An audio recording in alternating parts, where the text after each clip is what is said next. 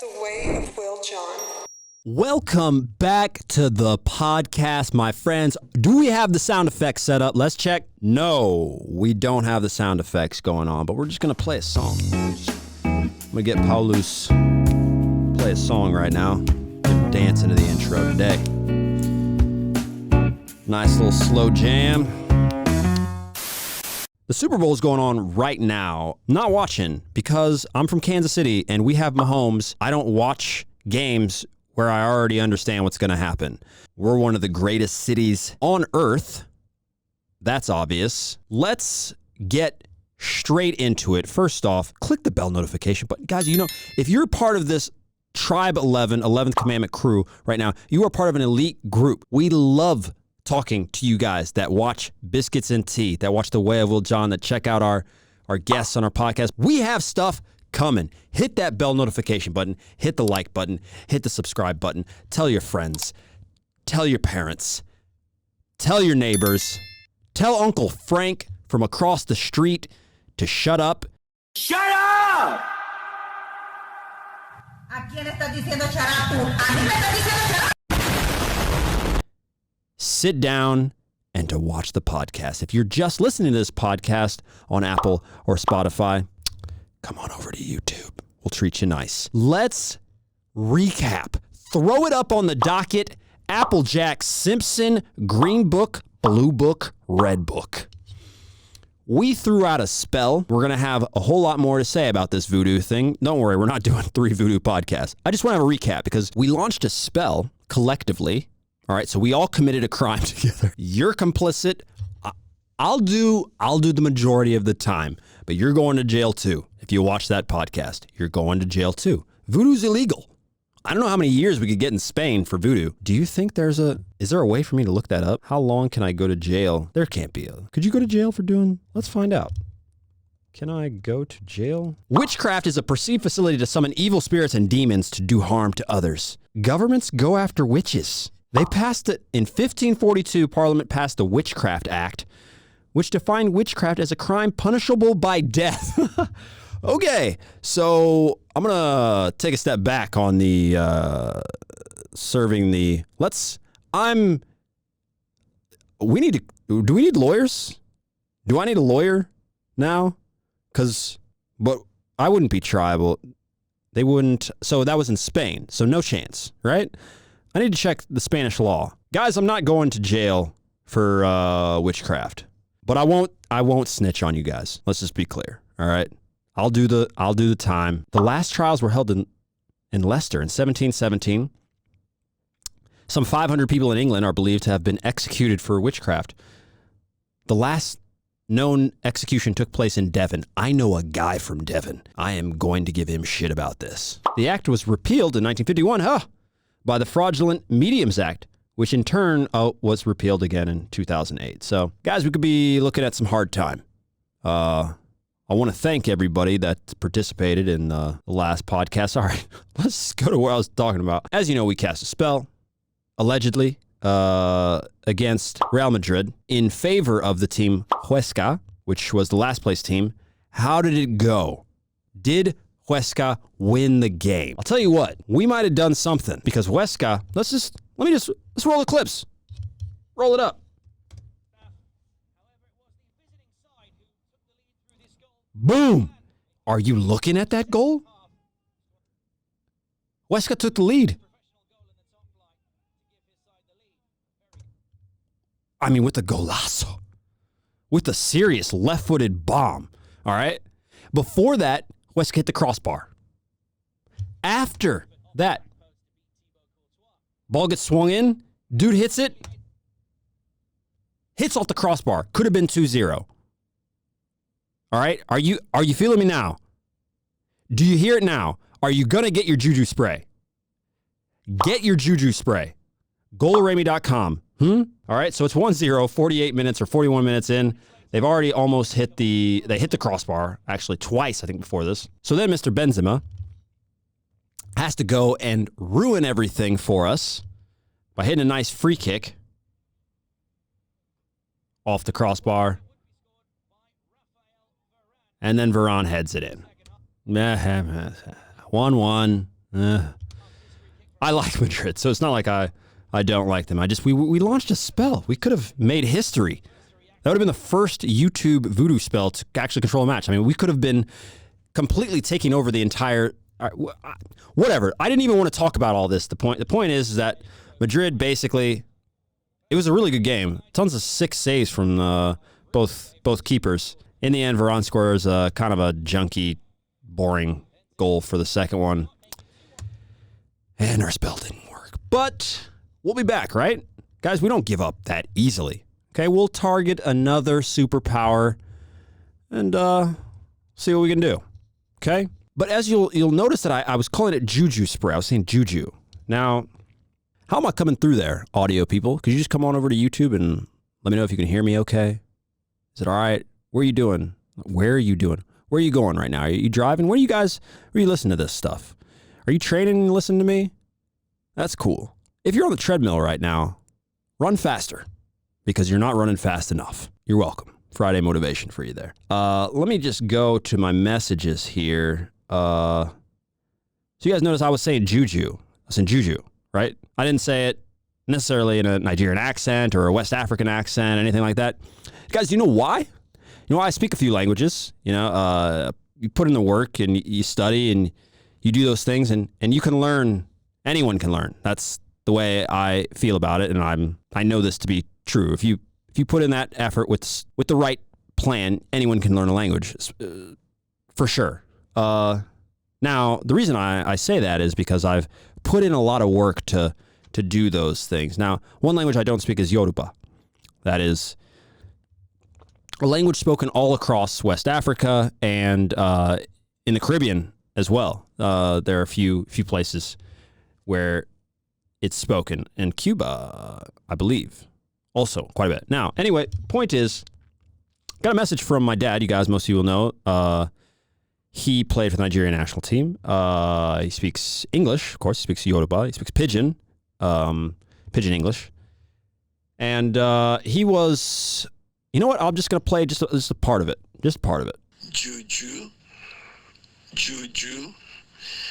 Juju. Juju. Not Juju.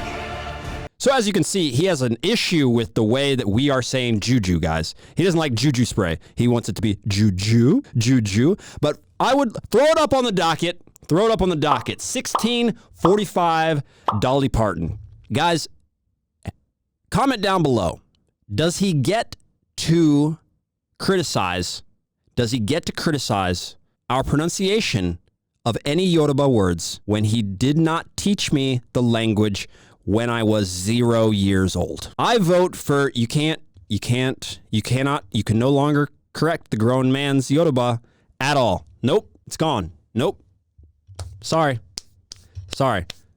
You have lost the right to correct my Yoruba because you didn't teach it to me when I was a kid. Right? Am I right? Comment down below. Because I think that's how it is. So anyway, if you guys are looking for some Juju spray, you can get that on Goluremi.com. So now that we got that out of the way, I want to spend some time enriching your mind. I want to make you smarter, which will make me smarter, which will make us smarter together. So we're going to look at some cool books. We're going to look at some stuff that I think is important for young men and women that are trying to push it in their lives. We're going to look at some stuff that will make you better. All right?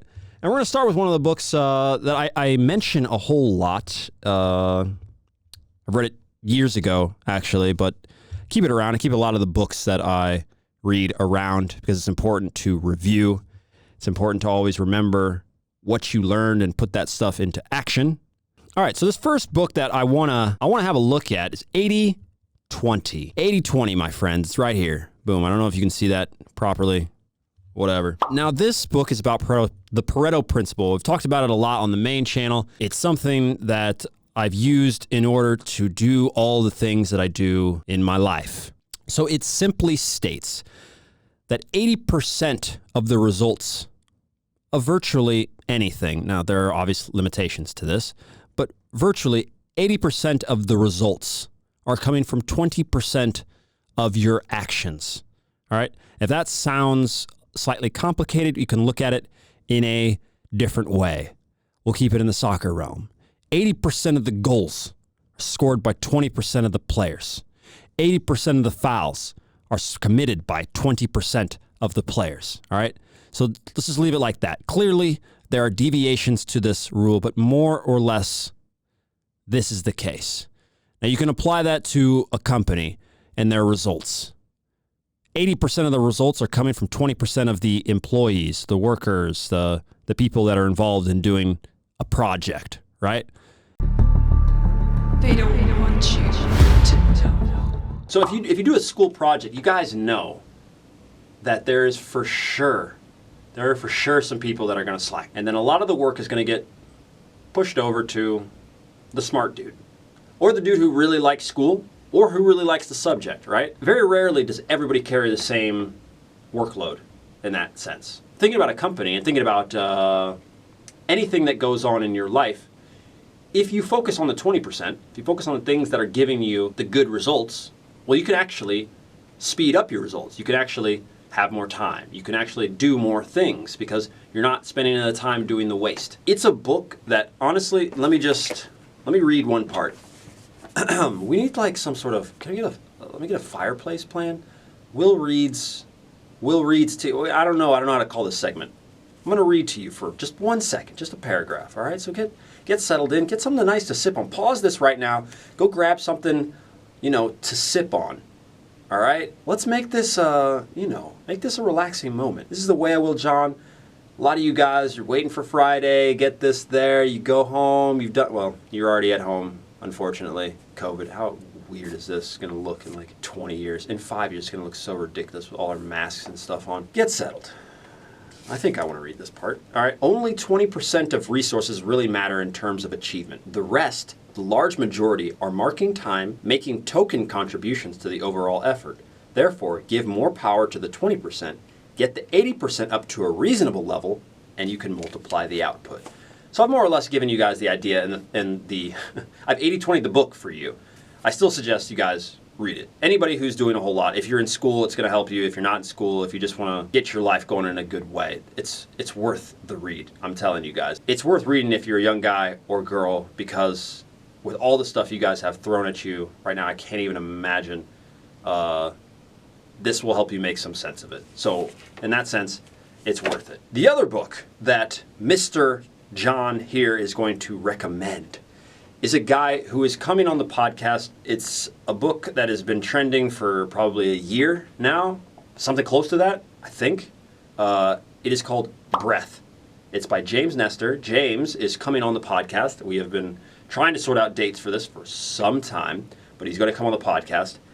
It's a book it's the new science of a lost art. And basically, this entire book is talking about how we don't know how to breathe, which sounds insane, but it really is fascinating when you actually read the whole book. I mean, so insane that they're risking their lives, and many of them have actually died from diving down incredibly deep with no equipment, as far down into the ocean that they can on a few breaths. They'll hyperventilate, right? Okay? Most people have seen Wim Hof's thing. By now they talk about this in the book, but that's not the focus here necessarily. Somebody went down 214 meters. He's the current free diving world record champion in the deepest, okay, they say the deepest man on earth, whatever. All right, how long was he down there? His name is Herbert Nitsch. The world record for women is 9 minutes. 9. And for men, it's 11. Does that even seem possible to you? Swimming underwater with the pressure becoming greater and greater as you go deeper and deeper. That's insane. So what this dude does in this book is kind of try and figure out, well, what are they doing? Like, what sort of exercises are they doing? Are they practicing? Why is this working? Because what they found out is that these guys have all sorts of other benefits. Obviously, they're going to be in a very meditative state when you're holding your breath. One of the big things in meditation is watching and minding your breath, because for them, in an esoteric way, your breath is the key to many, many, many things. But these people are having other sorts of health benefits. Their immune systems are well boosted, and they tend not to have issues with inflammation. They recover better, and all this weird stuff. Their mental acuity is excellent. Their concentration gets better. It's, almost like a superpower. Anyway, it's a great book. It's a great book, especially for athletes. All those benefits are there. There's plenty of stuff and exercise and stuff like that. I do plenty of them. All right, so another dude we had on the podcast, his name is Scott Young. This guy got famous because he didn't have enough money to go to MIT. And he was like, all right, well, I want an MIT education. Those of you that don't know MIT, it's one of these super schools in the US for nerds. And just playing, Scott. You're not a nerd. Because he couldn't go there, he decided, well, screw it. I'm going to do it myself. He found out that they put the curriculum online, and I'll just take the curriculum online, and then I'll try and pass the tests. And he did it. And he did a 3 or 4 year curriculum in, I think, computer science or computer engineering, something like this. He did it in a year. And so it was like, okay, well, why would you pay and go? Like, why would you do that? You know? And so he's written a book called Ultra Learning. That's how the guy became famous. He became famous by doing by doing 4 years of work in a year. Go check it out. His new book is called Ultra Learning. He's not asking me to do it, but to talk about this, but it's a good book. You should always be learning something new. There's no chance that you've learned everything, and that doesn't mean you need a new subject. I mean, even about the thing that you care the most about. Check out that book. Check out that podcast, because trust me, it's good. Another guy, James Clear, wrote this book, Atomic Habits. It's incredible. And the only reason I say it's incredible is because, just like the other book, all of you guys are trying to do something. If you have bad habits, this is the book for you to check out. If you haven't achieved what you want to achieve, this is the book you should probably be looking at. The entire idea, the entire premise behind this book is you need to chunk down your ability to change something. If you have a bad habit and you want to make it a good habit, you shouldn't always necessarily try to go cold turkey. Most people fail in that sense. So the book is good. And I haven't even finished it yet. All right? So, Atomic Habits, I won't go deep into. I will just say it's pretty late. And I should be asleep right now. But I'm here. And we're talking. And this podcast has started off talking about voodoo and ended talking about Atomic Habits. So, I would say it's pretty much a complete day in my book. And I hope that you guys go right down below. And I hope you have a good Friday. And I hope you subscribe. And if you don't subscribe, I know how to do voodoo now. So there's that. See ya.